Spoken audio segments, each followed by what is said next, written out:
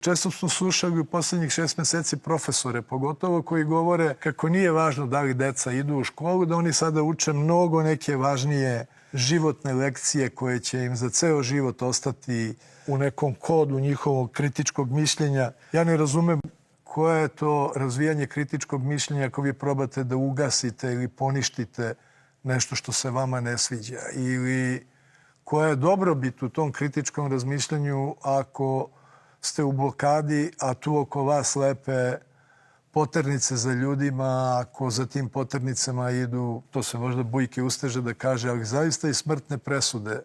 Nije važno ko je lepio. Ja sam očekivao da će se studenti od toga ograditi. Sve što pokušavamo da radimo svih ovih godina je da kažemo negde na jedan način, ljudi, hajde da dozvolimo da se Srbija može voleti na različite načine. Važno je da je volimo.